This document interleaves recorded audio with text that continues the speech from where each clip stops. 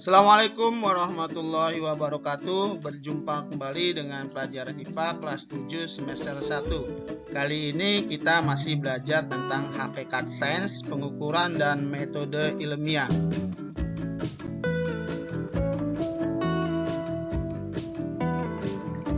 Bagian yang keempat yaitu pengukuran.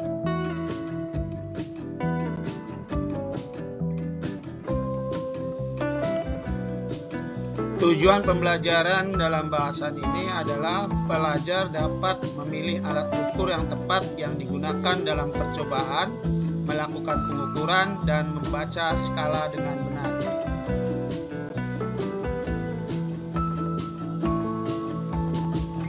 Baik, langsung saja kita belajar dalam bahasan ini. Yang pertama, pengamatan selama eksperimen.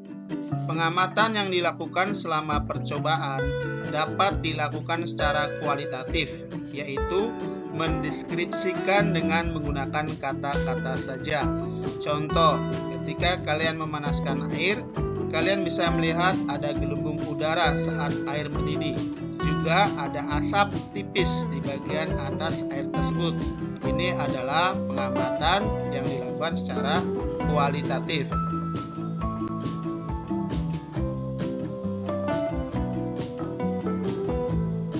Pengamatan juga dapat dilakukan secara kuantitatif atau dinyatakan dalam angka-angka.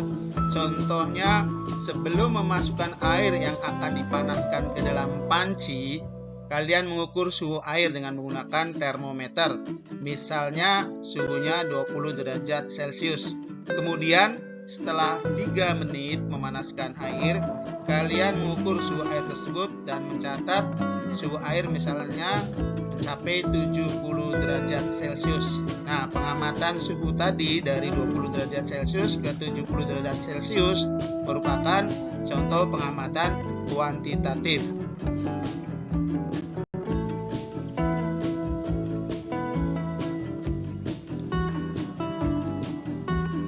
Pengukuran sangat penting dilakukan dalam suatu eksperimen untuk memperoleh jawaban atas tujuan percobaan kita. Pengukuran sangat erat kaitannya dengan besaran dan satuan dalam sains. Maka bahasan berikutnya kita bahas tentang besaran dan satuan.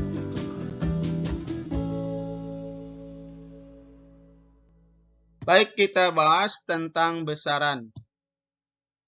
Besaran adalah istilah yang digunakan untuk menunjukkan pada sesuatu yang bisa diukur dan memiliki nilai. Contohnya, volume batu yang diukur dengan menggunakan gelas ukur. Nah, ini dia contohnya, batu kita masukkan ke gelas ukur, maka akan bisa diukur berapa volumenya. Contoh yang lain, mengukur suhu air setelah dipanaskan. Ya, ini dia contohnya, suhu air kita ukur dengan menggunakan termometer. Maka volume dan suhu adalah contoh besaran.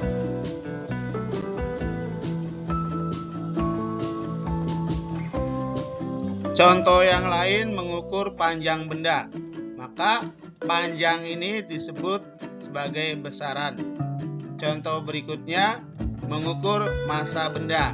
Maka massa benda ini juga disebut besaran. Dan yang terakhir, contohnya misalkan mengukur waktu. Maka waktu juga disebut sebagai besaran. Dalam ilmu sains, besaran dikenal ada dua macam, yaitu besaran pokok dan besaran turunan.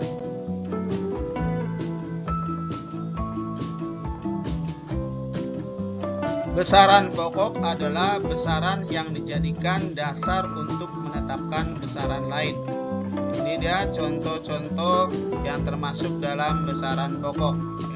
Panjang, simbolnya adalah L, satuannya meter, dan simbol satuannya adalah M kecil. Kemudian massa, simbol besarannya adalah M kecil, satuannya kilogram, dan simbol satuannya adalah kg. Nah, begitu juga yang lainnya ya, waktu kuat arus, suhu, jumlah zat, dan intensitas cahaya. Ini adalah contoh-contoh tentang besaran pokok.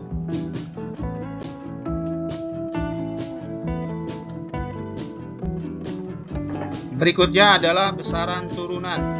Besaran turunan adalah besaran yang ditetapkan berdasarkan besaran pokok. Satuannya pun diturunkan dari beberapa satuan besaran pokok. Ini contoh-contoh tentang besaran turunan. Luas, satuannya meter persegi, simbolnya M²2. Nah, M²2 atau meter persegi ini diperoleh dari satuan besaran pokok, yaitu meter. Volume, meter kubik atau M²3. Ini juga diturunkan dari satuan besaran pokok meter. Kemudian kecepatan, meter per sekon. Ini kecepatannya simbolnya meter per sekon. Nah, ini berasal dari satuan besaran pokok meter dan satuan besaran pokok sekon. Nah, begitu juga dengan contoh-contoh yang lain.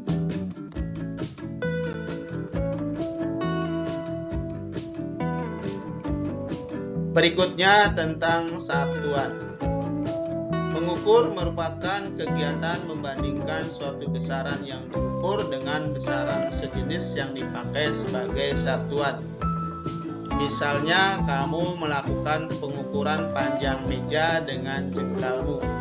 Maka, kamu harus membandingkan panjang meja dengan jengkalmu. Nah, misalkan setelah diukur dengan jengkalmu, panjang meja ini hasilnya 10 jengkal. Maka jengkal ini merupakan satuan pengukuran.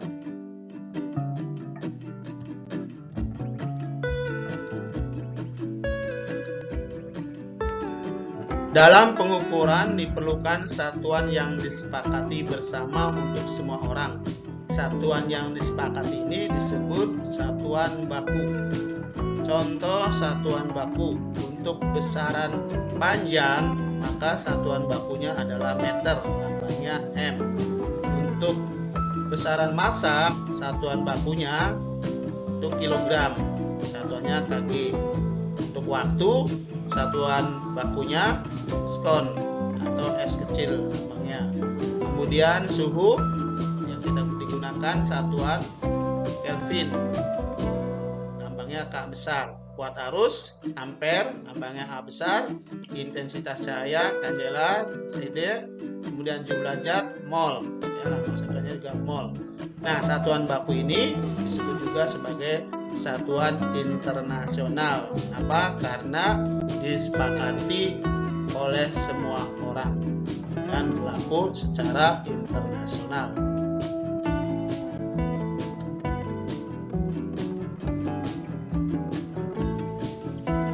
Yang keempat, mengkonversi satuan. Sebagai seorang ilmuwan yang melakukan pengukuran, kita perlu memiliki keterampilan mengubah satuan sesuai dengan satuan yang diakui secara internasional. Kata lain mengubah satuan adalah mengkonversi. Untuk memudahkan dalam mengkonversi satuan, kita dapat menggunakan tangga konversi.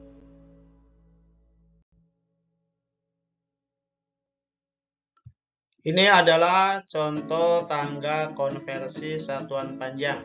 Yang paling atas kilometer, kemudian hektometer, dekameter, meter, desimeter, sentimeter, dan yang paling bawah adalah milimeter. Ketentuannya, setiap naik satu tangga maka dibagi 10, dan setiap turun satu anak tangga maka dikali dengan 10. Ini adalah contoh konversi panjang yang lainnya ya. Contohnya 1 inci sama dengan 2,54 cm. 1 cm sama dengan 0,394 inci. 1 foot atau 1 kaki sama dengan 30,5 cm. Dan yang lainnya silakan kalian lanjutkan ya.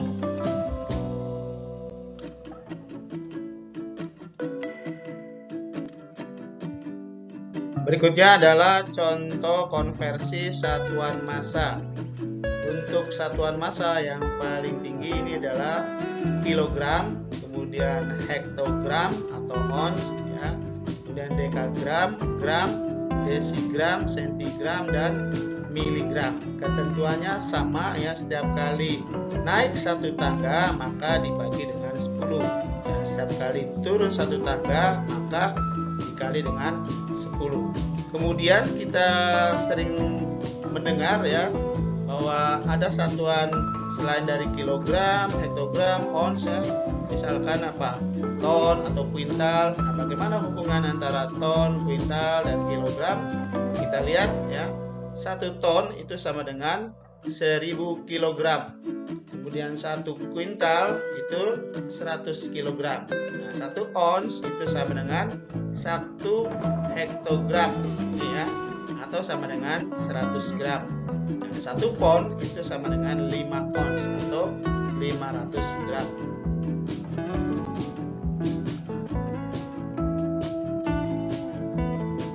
Berikutnya konversi satuan waktu. Saya kira untuk konversi satuan waktu ini sudah pada paham ya, bahwa 1 menit 60 detik, 1 jam 60 menit, 1 hari 1 malam itu 24 jam, 1 minggu 7 hari, dan seterusnya.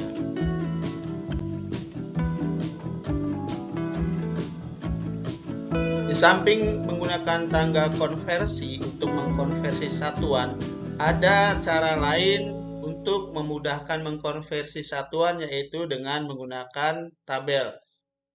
Kita lihat bagaimana cara mudah mengkonversi satuan panjang atau massa. Kita lihat contohnya, konversikanlah satuan-satuan di bawah ini ke dalam satuan bakunya. Contohnya nomor 1 5,4 km, dan satuan baku dari satuan panjang ini adalah meter, jadi kita akan rubah dari kilometer ke meter. Yang kedua 3,5 gram, nah ini massa satuan bakunya adalah kilogram, jadi kita akan rubah dari gram ke kilogram. Kita lihat bagaimana caranya menggunakan tabel ya. Sini tabelnya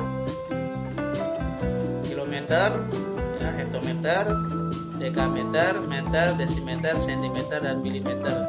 Ini untuk panjang, dan yang di bawah ini kilogram sampai miligram adalah untuk massa. Kita lihat bagaimana caranya. Di sini soalnya 5,4 km. Maka kita tulis saja ya, kita tulis saja di kolom kilometer ini ya, 5 dan 4. Nah, selanjutnya kilometer ke meter. Jadi ya, tinggal tambahin 0 sampai ke kolom daripada meter. Ya. Maka hasilnya adalah 5.400 meter. 5,4 km hasilnya jika dikonversi ke dalam meter adalah 5.400 meter. Yang kedua 3,5 gram. Kalian tulis dari kolom gram. Di gram kalian tulis 3 kemudian 5. Tinggal tambahkan 0. 0 kemana? Kita tahu gram itu satuan bakunya untuk massa itu adalah kilogram. Nanti kita kasih 0 sampai kolom kilogram. 0 sampai kolom kilogram. Maka hasilnya adalah 0,0035 ya. Ini adalah cara yang paling gampang untuk mengkonversi satuan panjang dan satuan massa. Jadi 5,4 km sama dengan 5.400 meter, dan 3,5 gram sama dengan 0,035 kg ya. Saya kira ini gampang banget ya.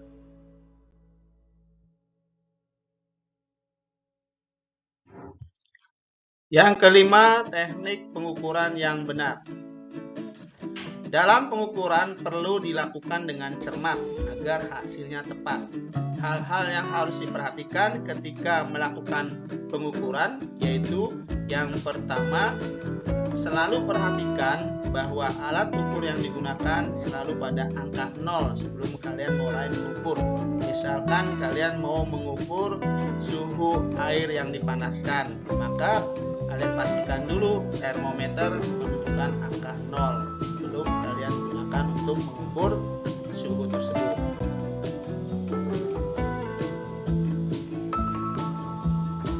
Yang kedua, pastikan alat ukur yang digunakan sudah mengukur secara tepat. Jadi kalian sebelum menggunakan, kalian cek dulu, kalian coba dulu. Misalkan mengukur suhu tadi ya, kalian pastikan bahwa skala yang digunakan itu atau termometer yang digunakan itu bisa berfungsi dengan baik.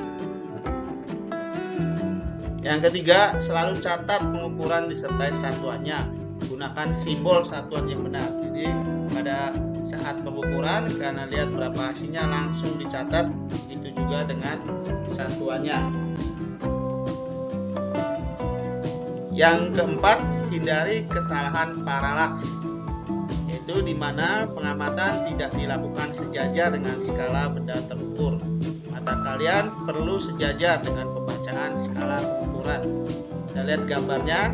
Nah, posisi yang betul adalah anak yang berada di posisi tengah, ya, tegak lurus dengan skala yang ditunjukkan oleh hasil pengukuran, maka akan menghasilkan pengukuran yang tepat.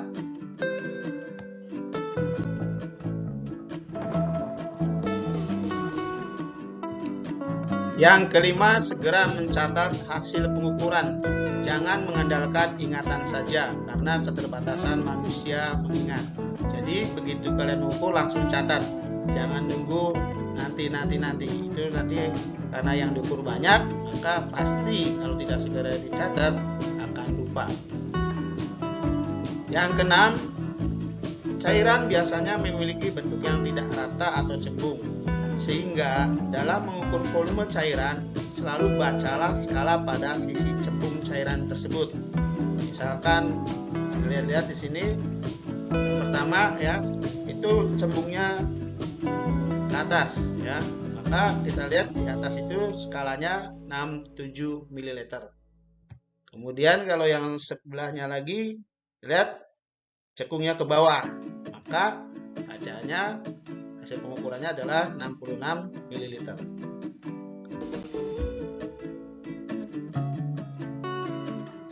Demikian bahasan tentang pengukuran, semoga bermanfaat. Terima kasih. Assalamualaikum warahmatullahi wabarakatuh.